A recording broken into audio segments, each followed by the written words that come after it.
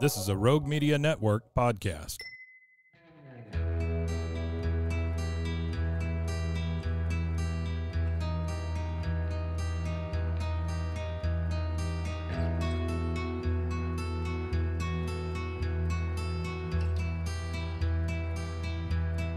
Hey, everybody. Welcome back to Silent Witness, the cold case true crime podcast.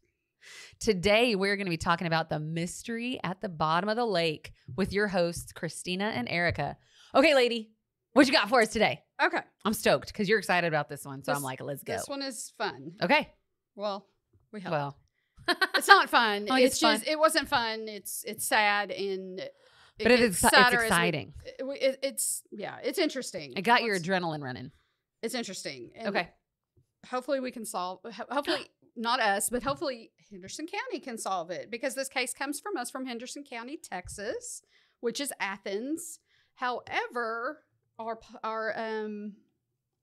people involved live in Corsicana, which is Navarro County. Ooh, also very close. Ooh, Navarro makes And me they're think of the and they are connected.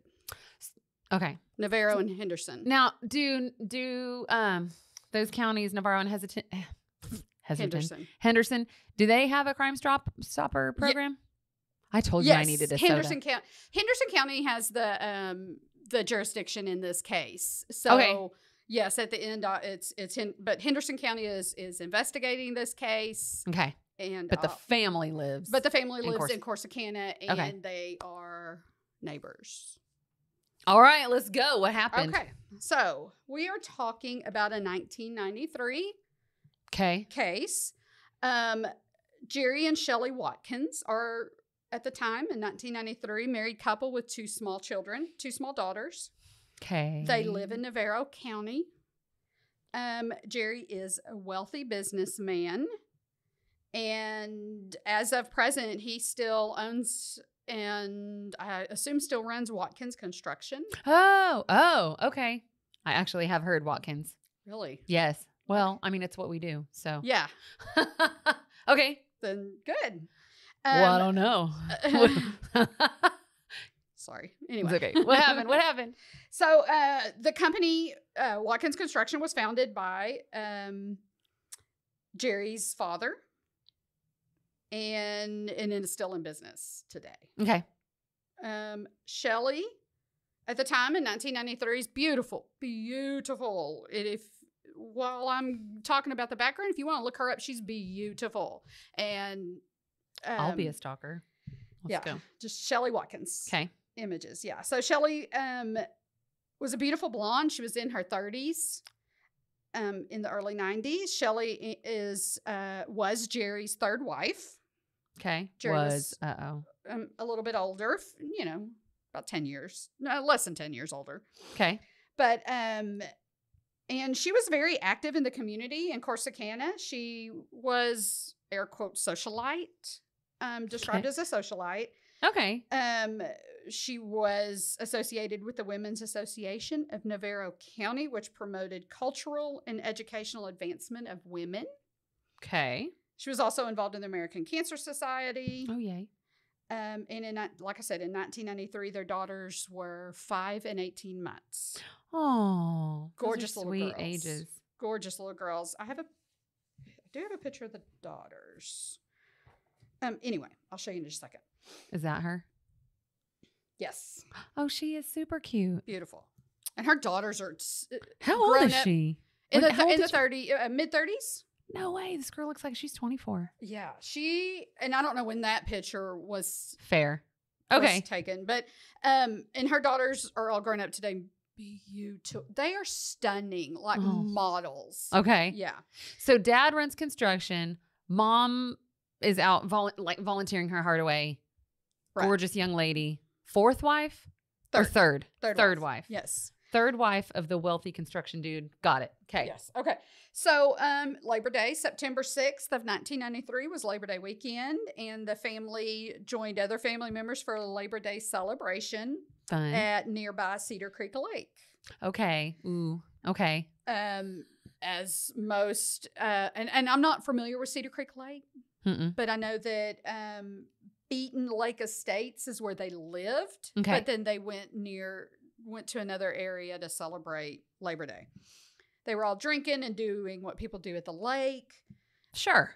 Water sports and all this. Shelley, Like Shelley boating was there. and all that good stuff. Sure. At some point, X that. Shelley and her brother-in-law, which is Jerry's brother, got in a little bit of a disagreement, a little bit of an argument about use of a jet ski. Okay. So a little bit later, Jerry swooped up the girls and they headed home. Just the girls? Yeah, Jerry and the girls. Okay. Jerry swooped them up and headed home. Okay. With Shelley behind them, or, short time later in her car, her BMW, went home. Jerry took the girls home. Shelley followed soon after. Okay. And apparently, according to witnesses, either at the party, I assume at the party, she was a little bit intoxicated, but I think everybody was. And they got in an argument, and I'll discuss. Like husband-wife argument? Yeah, husband and wife argument. So she got an argument with brother-in-law? At the lake. And then later on. And later on, he took the girls home.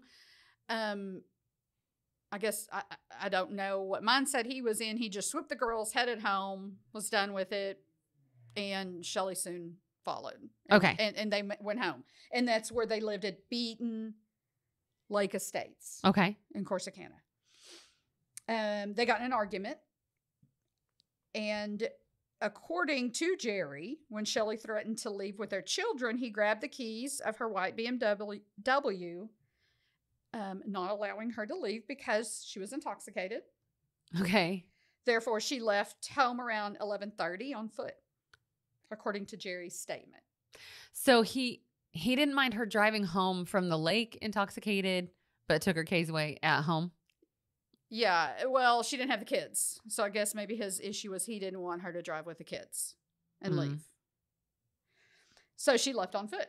Okay. By herself. Okay. About 11:30. So Jerry went to bed, and Shelley never returned home. He went to sleep? Mm-hmm. What? Yeah. He's tired. That A lot was of partying heartless. at the lake. Okay. Okay. Shelley never came home, even not the next day. She wasn't home, and she was not reported missing until September 9th. So again, 3 days later? Yeah, this started on September 6th at 11:30. Technically. Yeah, and she was not even reported missing until the 9th. And Jerry told investigators that he did tell his friend and former Corsicana police officer Larry Palos on the 7th of her not returning home. Okay. But Palos did not formally report her missing until the 9th. And What is the legal obligation there for a peace officer? Do you know?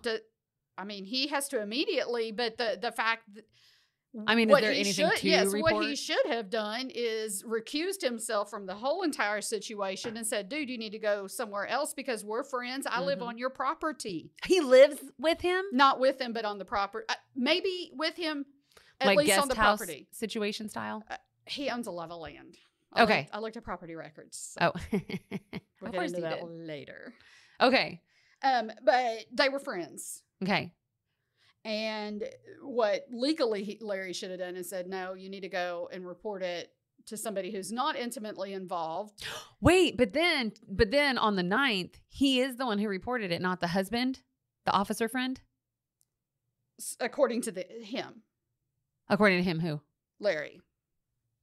So according to Palos, he did not formally report her missing until the 9th. So supposedly Jerry said something on the 7th. Hey, Sure. dude, my wife never came home. Mm-hmm. And then, but he didn't even do anything until the 9th. Mm-hmm. However, even worse, the police chief in Corsicana at the time was G.M. Cox. Okay. Stated he did not learn of the missing woman until the 12th. Okay, so now to formally report somebody that makes me missing, that makes me think there's paperwork involved. So is there not paperwork that's dated or signed or anything where people can like look and see? Okay, you don't. I don't know that part of it. If Palos did report her formally missing with paperwork, it would have been recorded. However, the chief says, I didn't even learn about it until The 12th. days later. So, which is also interesting because I think one interesting thing, if you don't live in Texas, or even if you do and you're just not familiar, Corsicana today is a small town. So I can't even imagine how itty bitty it was in the 90s. Yeah. Right? Right. Because you blink and you miss it. It's a couple stops. I think. We go up there all the time. It's smaller than, some other towns, but it's kind of, I guess it's decent. It's not like 500 people population. I mean, it's got like, a lot of stoplights, and it's Walmart. I mean, it's got the main HEB. It's Walmart big. And it's HEB big. It's got an HEB. Oh, we don't even have an HEB. Okay. I just think, of course, I think it's small. It's small town. Yeah. Compared to a lot of other towns, especially compared to Austin and Houston and Dallas, of course. Yes. And then back in the 90s, it was probably very, very tiny, Yeah, because I think a lot of that growth has been. Right. Okay. Sorry. Just a side note. No. So moving, forward, of course, the Chief Cox ordered Palos at the time to turn all investigative material over to Navarro County Sheriff's Office, because I think Beaton Lake Estates is not in the city limits. Oh. I could be wrong. So it's all okay. So but but it is in Navarro County, so the sheriff's office should have been the one to handle it, Navarro County. Okay. So when you're not in the city, so those not in Texas, when you are in a city limit, then your city police handles investigations. When you're out in the country, but you're still in the county, the sheriff's office investigates. Mm-hmm. Right. So also, I looked it up. It was about 20,000 people in the 90s. Okay. So that's pretty small. That's pretty small. Yeah. Okay. Definitely bigger than the town I went to high school in, but smaller than Dallas. Oh gosh, yeah. It's like a neighborhood in Dallas. So when the chief of Corsicana PD found out about it, he ordered Palos give everything to Navarro County because that's a county issue. Mm-hmm. Palos did that's so fair. The next day on the 13th, only hours before something was discovered in Trinity River. What? Where's Trinity River? So, what was discovered? I assume this is one thing I didn't look up, and I should have because I'm here. I can Google. Okay. I assume that Cedar Creek Lake runs into Trinity River. I assume that it feeds into the Trinity River. Okay, that's my guess. Probably. Okay, so what was discovered? So on the 13th, just hours before the missing persons was turned over to Navarro County, 3 men were fishing in Trinity River, and they spotted a black bundle floating in the river. Inside the black object was a body that had been neatly wrapped in black trash bags, bound with duct tape, and weighted with cement blocks and fastened with chains. Oh, gosh. One of the chains, I believe, was around her neck, or the body's neck. So it was Shelley. 2 days later, the medical examiner identified the decomposing body as Shelley Watkins via dental records. Yeah. Okay, so we're like a week later? Yeah, we're good days later. So, I mean, decomposition is not and in the water, a 48-hour kind of thing. And in the water, you tend to decompose a little bit quicker, especially because it was warmer water. Had it been ice-cold water, that's a little bit different. It would have preserved the body a little bit better. And then you got to think in 1993, we didn't have the medical and forensic technology. Today. To really time it out. Okay. So she was identified by her dental records, which was common in the 90s. And, it's still done today. But mostly it's DNA today. But she was wearing the same blue short set she wore at the Labor Day party. But curiously, her 2 diamond rings and expensive watch were not on her body. Huh. They were gone. Okay. So her body was sent to Dallas to the medical examiner. They could not determine a cause of death due to the decompensation of the body. Okay. The medical examiner noted possible fatal lacerations to the head and fire ant bites on the body, which we'll discuss later. Okay. We'll talk about it later, but it does suggest the body did lay on the ground before being wrapped and before being dumped. Right. Well, and I was thinking somebody who just, took advantage of the time and saw a lady with great jewelry on, they're not going to take the time to then also wrap the body and stow her away or try to hide the death. They're just going to take the jewelry and run. Right? Yes. And we will. I know. I'm sorry. I'm getting ahead of the story. And then the red ants are like, clearly she was alive when she was bit. No, she wasn't alive. When she was bit? So her body didn't have a reaction to it? You could just see that it was bit? Mm-hmm. That's what I assume. What the medical examiner determined is that the body laid on the ground for a bit of time before being wrapped and before being dumped. But postmortem. Mm-hmm, yes. Oh. Because he was trying to figure out what to do. And I'm sure you aren't going to lay on the ground and just get bit. No. If you're alive and awake. So I mean, her death, so the medical examiner noted possible fatal lacerations to the head. It could not determine if there was any sexual assault. Okay. And again, this was in 1993. Yeah. We didn't even have DNA then. Yeah. We had and decompensation, like you said, she was in the water, and so that'd be hard to. Yeah. Okay. Her death was ruled homicidal death, but strangulation was ruled out. And that's easily detectable because of bruising on the neck and the eyes. Mm-hmm. Sure. Okay. But the body was... but fatal lacerations to the head. Sorry. No, head and neck or just head? The head. Because, like, what the heck could they have hit in the head that would cause fatal bleeding? Neck? Sure. Well, she wasn't hit in the neck. So that's what I'm saying. Yeah. So what? Okay, I know. I'm getting ahead of you again. Go ahead. I'll sit back. And this came 20 minutes ago. What? Oh, what? Later. We'll get into it. Okay. Gosh, dang it. Dang it, Christina. I told you a lot of these holes were filled not too long ago. Okay. The body was recovered in Henderson County, which is Athens. Like I said, they border. Okay. So everything had to be turned over to the sheriff's office. Okay. In Henderson County. So if you think Corsicana was small, Athens. Oh, okay. Is even smaller. Ugh. But the Texas Ranger Ray Nutt was also brought in to help because Athens is way smaller than Corsicana even today, but even back then it was just didn't have the resources and whatnot. Well, I don't know about the resources, but you always want if you could get a Texas Ranger to help because they have access to a lot of state resources that maybe that's what I'm saying. Henderson doesn't have. Mm-hmm. But it should be noted that she wasn't reported missing for several days. Mm-hmm. And then the case was turned over to Henderson County, over a week later. So they're already behind. Way behind. Yeah. And not to their fault. Right. No, not to their fault. So they were very behind in this case and they had to start from scratch. Mm-hmm. Nevertheless, Ranger Nutt and Henderson County investigator Larry Warwick hit the ground to solve this case. Okay. And I will note that Texas Ranger Ray Nutt eventually became sheriff later on of Henderson County. Okay.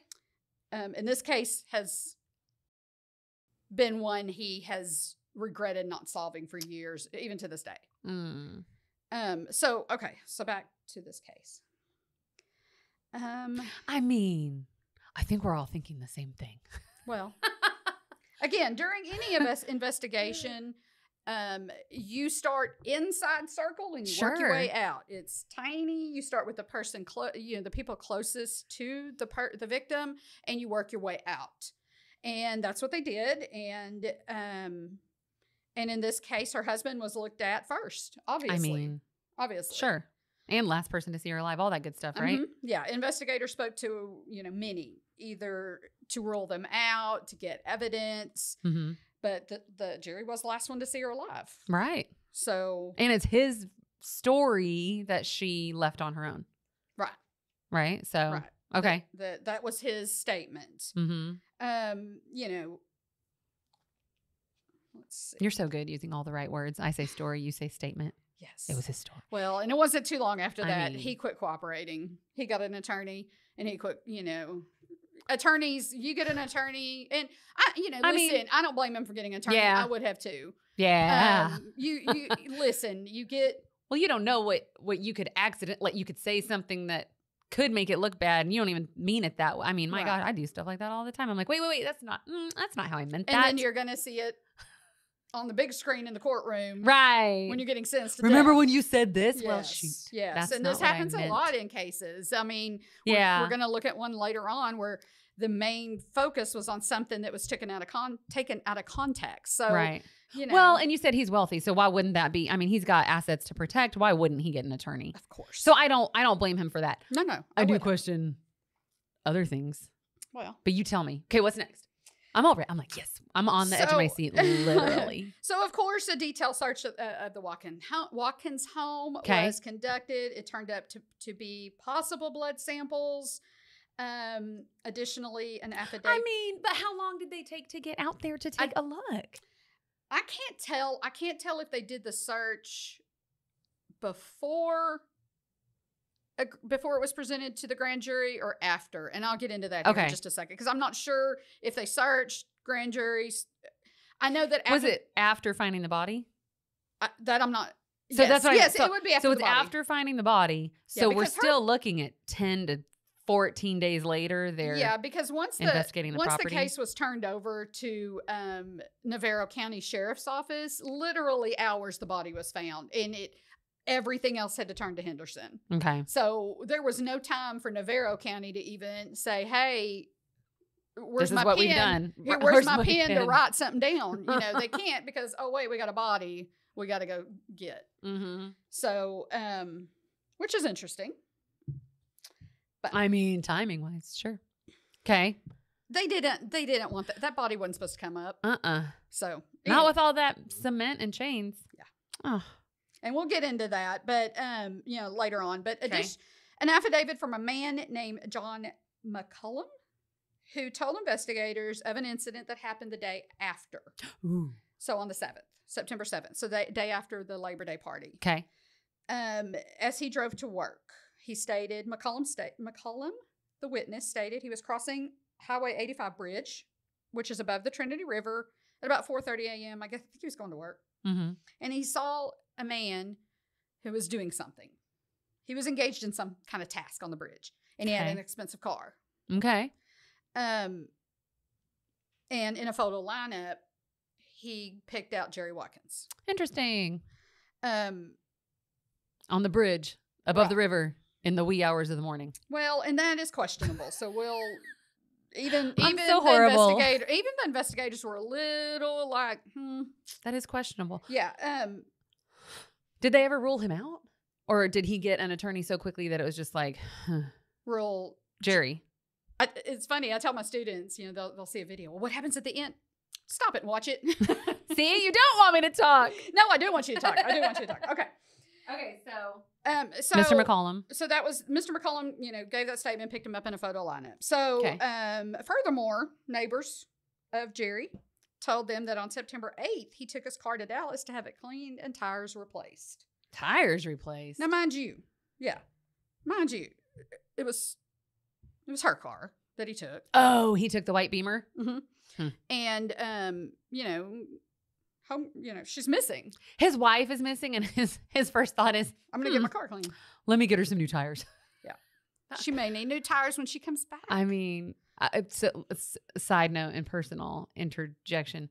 My husband, when I had given birth to our first baby, instead of being in the hospital with me, did run out and get new tires put on the car. See, there you go. So maybe that is a husbandly thought. It's a man thing. It's a man thing. Okay. But it is considered strange because his wife had disappeared. Right? I don't think your husband would How are you not? No, my husband would be out looking for me. Yeah, unless he did it. He'd still be smart enough to pretend to look for me. Well, nobody was looking at this time. Nobody was looking at this time. The husband should have been. He wasn't. He didn't like, even report it. Your wife is missing for 2 days and you're not even He curious? didn't even report it. No.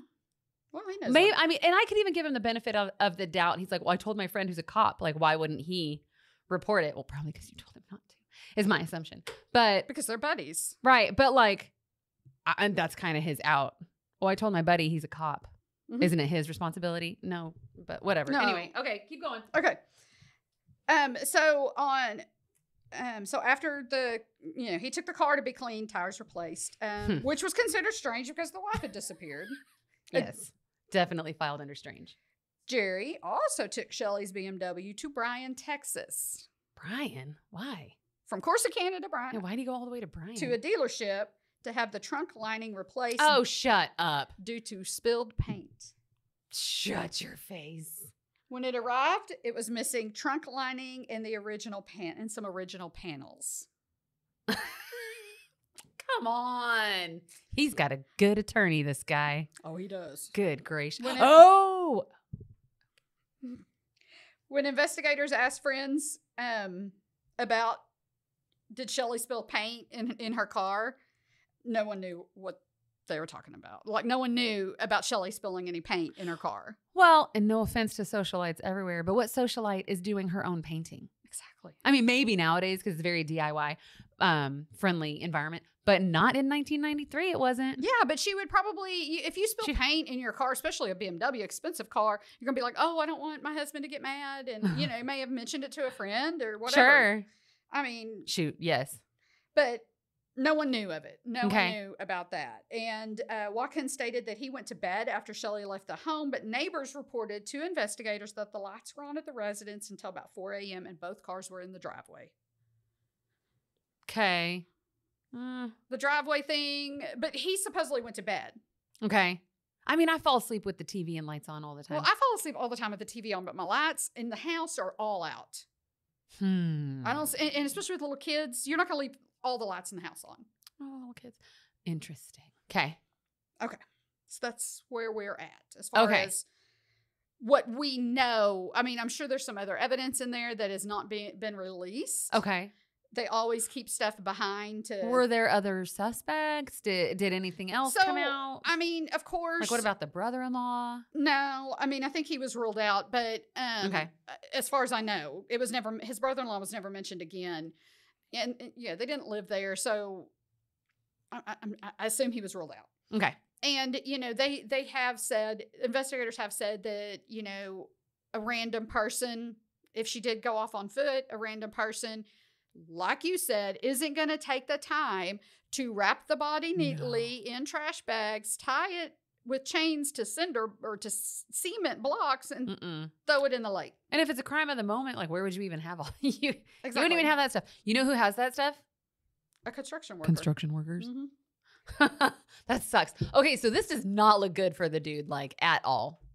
Mr. Jerry Watkins. Exactly. I'm sorry. And again, like I said, a random murderer, unlikely. I mean, obviously it could happen. Stranger things have happened, but they wouldn't meticulously wrap. No. And do all the things. They're going to want to take the stuff and get out. And Okay. So she's leaving at 11:30, supposedly. Walked off, pissed off, angry, whatever. But didn't call a friend. Didn't get a hotel room. And I think I'm guessing. I don't know about the area they lived in, if it was like a neighborhood, if it was more secluded because it was out near Cedar Creek Lake. I'm not sure.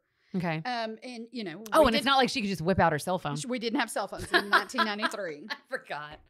So no, or if we did, it was a big old brick, and you're not calling anybody because nobody else had one. Exactly. Okay. I forget.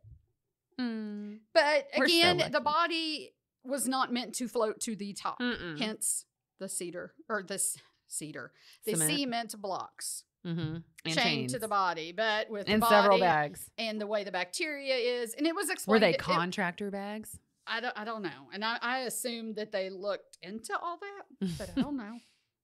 Sorry, and the body, the way it was presented, you said. Well, the way it was explained to me, I'm not going to get into it because I'm not a forensic scientist, but they didn't intend for the body to react in the bacteria and all this and float to the top, and it did. And so, because all the gases were released, and so her body went. Yeah. So they thought they had probably due to decompensation, it probably also loosened some things up and whatever. Oh, but I don't know. I just understood what you meant by things. Ew. Yeah. Sorry. Oh. I know, poor Shelley. That is horrible. But she was definitely dead for some time. At least a week from the 6th. No, but I mean before she was wrapped up and dropped in the water. So they could tell because of the fire ant bites. Probably not for some time, but probably enough. Like a day or so. Not even that. Okay. I would assume she was on the ground while they were getting the stuff. The murderer was getting the stuff ready. I know. I keep saying they too.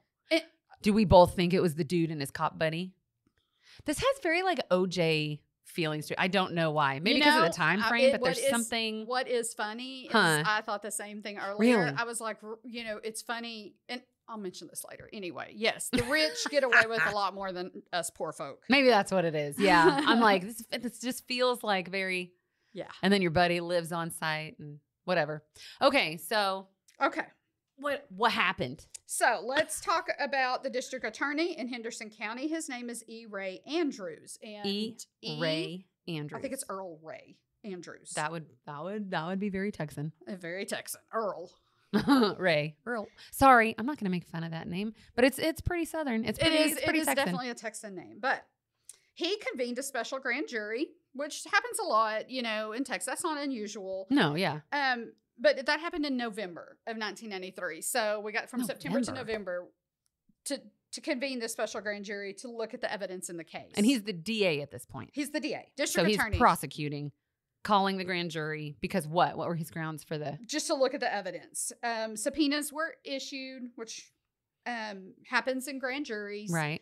Subpoenas are issued, and several of the Watkins family members and others were called by the DA. Okay. To testify. Okay. The DA allowed the investigators, Ranger Nutt and investigator Larry Warwick, to sit in on the proceedings. Okay. Is that unusual? Yes and no. Okay. Okay. So grand juries are very, very secret. Yeah. You don't know what's happening in a grand jury unless you're in there being questioned. Like in the room. Okay. And I've been questioned in one grand jury thing, and it's, at least in my case, it was a cluster. Because it's just random people that don't know anything about investigations and about crime and about evidence. Okay. That's kind of what our jury system is supposed to be, right? Right. My dad used to be on grand juries. And I'm not putting that down. I'm just no. saying that, it's, this whole thing's weird. Okay. Anyway. Okay. But according to the Texas Code of Criminal Procedures, only grand jurors, prosecutor, witnesses, the accused, and an interpreter if needed, and a court reporter are allowed in grand jury proceedings. You can't have randoms. Okay. However, and a bailiff, usually a bailiff, it can be in there. They're usually outside, though, to be honest. Oh, okay. But they legally they're allowed to be in there. Maybe someone to assist the DA in questioning, like an investigator. Okay. Now. Okay, so that's where you're like the yes, but no. Yeah, it's unusual, but it's allowed. Okay. And it was allowed. But the Watkins families and their attorneys fought. They did not want the investigators to sit in on it. Why? So what? Okay, so did they talk about their marriage at all? I'm curious. Is any of this public? All of what I'm reporting on is public. But what happened in the grand jury? Like no, that's none not of public. that. That's all going to be tucked super away. secret. Yeah. And anything that happens in a grand jury is super secret. So we'll never know. Okay. Mm-mm. Why would they care if the investigators were there? That doesn't make sense. Because they can't speak, can they? No, but they can assist the DA in helping with questions. So they can be like, "Hey, sir, ask it this way." Here's my assumption on why the special grand jury was called. Because investigators, he lawyered up. Right. He's not talking to investigators. But you get a subpoena to a grand jury, you have to answer questions. So it could be the investigators' questions through the DA's mouth. Mm-hmm. Yeah. Oh, that's very smart. This is why I could not be an attorney. Yes, but the investigators being in the room was at the objection of Jerry's attorney, and his name is Jack Zimmerman, and he is from Houston. Okay.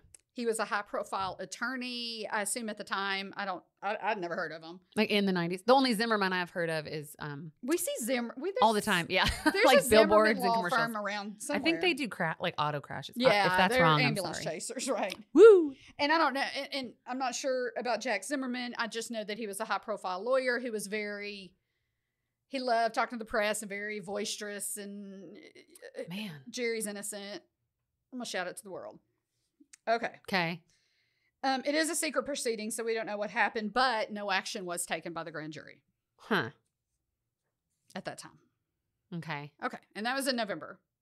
I do think that a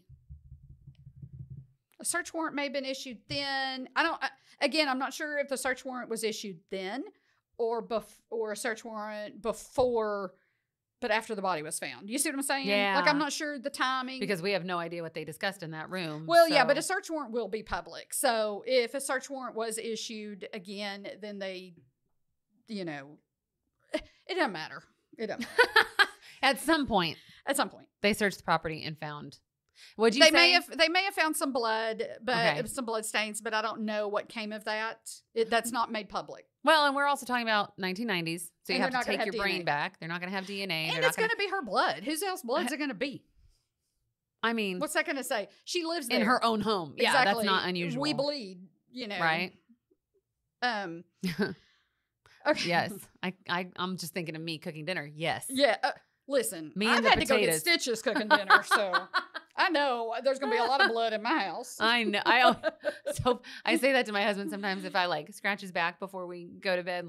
I'm like, man, don't die tonight because I'm gonna have your skin under my fingernails. Don't pass away. Okay, so that was in November. So on December 20th, 1993, 5 days after Jerry turned 40, a grand jury indicted him for murder. Wait, what? Okay, so the other grand jury was like, nah, never mind, go about your way. And this grand jury said, hey, buddy. Yeah. So what happened is Mr. Andrews, DA Andrews, decided we're going to take this back to the grand jury for an indictment. Now, do you need? Okay, so that second time, he specifically was going after Jerry Watkins.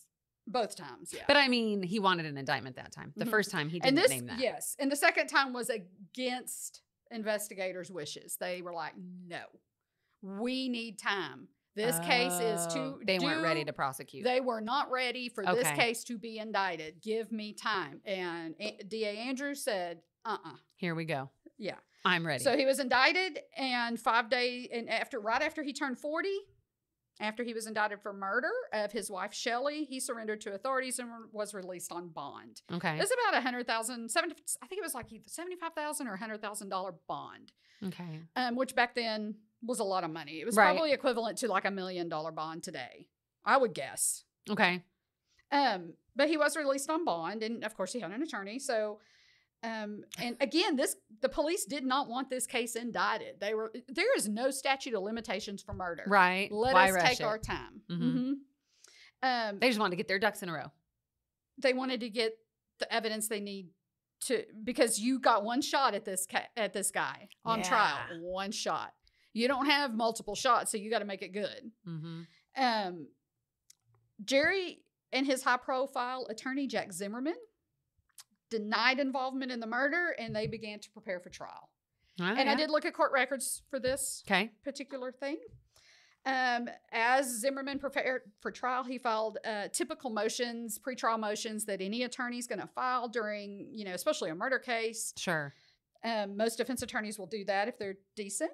There was a motion to quash the indictment that was filed because they said that the grand jury witnesses were intimidated by the investigators being there. Oh, so the investigators were there the second time also? I don't know. That I couldn't tell. That I couldn't tell. That's dumb. How are you going to be intimidated just because that's silly? Zimmerman also attacked the credibility of McCullum's, the witness on the bridge witness. Yeah. His statement, which even Texas Ranger Nutt said, hey, I'm kind of admitted that he had reservations about that witness statement. Well, I mean, 4:30 in the morning could be either thing, right? Yeah, going to work or coming home. Well, and 4:30 in the morning, it's dark, and it's well, and eyewitnesses aren't everything that people think they are anyway. No. And have you ever looked at a cloud and thought you saw a shape in it? Yeah. You didn't see a shape. Your brain did what it wanted to do. Yeah, people do that all the time. They see a piece of bread and think it's Jesus. And I'm like, stop it. Stop it. Okay.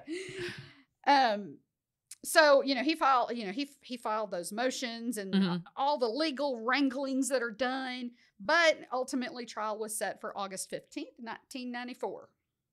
And back then, Gosh, now we got only 3 a year years. later. Huh? It's only a year late. Not even a year later. But back then, now we just have, crime is what it is. Appeal. No, it's not even appeals. It's just really we have, because of COVID setting things back. You're looking at a murder case. It's going to take 2 to 3 years. That's what I'm saying. Like, now. I feel like it takes forever for them to go to trial. So less than a year later. And did they speed it up? Watkins. Like in all those motions, because I also feel like attorneys file motions knowing which ones are going to be kicked back. Yeah, most are. Right. But, and again, our constitutional right is for a speedy trial. True. So maybe he threw that out. I didn't go in. I looked at the court record, but it didn't show me any specifics about motions filed, if a speedy trial was filed. And, that is a legal tactic. Sure. An attorney would use for speedy trial because they know the DA would need some time to prepare, but let's do speedy because I'm not giving you the time. Well, and if the investigators are saying, wait, no, we need more time. And you're like, guess what? 100%. I'm going to make sure you don't get it. 100%. Okay. Maybe I could be an attorney. See? Just kidding. You could be. And this is all guessing. We're just guessing. I don't know. We're just spitballing. We don't know. Trial was set to begin on August 15th, 1994. Okay. However, a twist that not even a Hollywood movie could predict. No, what? This case never made it to trial. What? Why? Well, next week we'll focus on what Gosh, happened. Dang it, Christina. I know you told me this was going to be a cliffhanger, but Lord. We will, so next week I want to talk about some background of Mr. D.A. Andrews. Okay. And what a scumbag he is. Oh, gosh. Don't hold back, Christina. Nope. And so I'll give you a little background on him. And then we'll get back into the Watkins case. And I will explain why it never went to trial. Oh my gosh, that's really annoying. So in 2 episodes, we'll figure out why it didn't go to trial. I think so. I think we could do this in 2. But you need to listen to the next episode to figure out who this dude is. Yeah, because Andrews is a scumbag and it's very interesting. That's so funny because when you told me there was going to be I thought it was going to be Zimmerman. I thought it was going to be the defense interest. Okay. No. All right. So even though this guy, Mr. Watkins, has cards stacked against him in a it is a very circumstantial case. Very circumstantial way. It does not look good for this man, but he does not go to trial, and this is still an unsolved murder. And you would not even believe what happened. Okay. We couldn't write a Hollywood movie as good as this. Gosh dang it. Okay, well, listen in next week as we jump into D.A. Andrews and why this didn't happen, because I want to know. I hate this. You guys, Christina goes through all these and researches them, and I just sit in and ask the questions that we're probably all thinking and say the things that other people are smart to not say out loud. And that is my job. I want to leave it a cliffhanger. You did. I'm so okay. So maybe our listeners will come back next week and the following. All right. So listen in as we dive into D.A. Andrews on Silent Witness, the true crime podcast here on Rogue Media Network.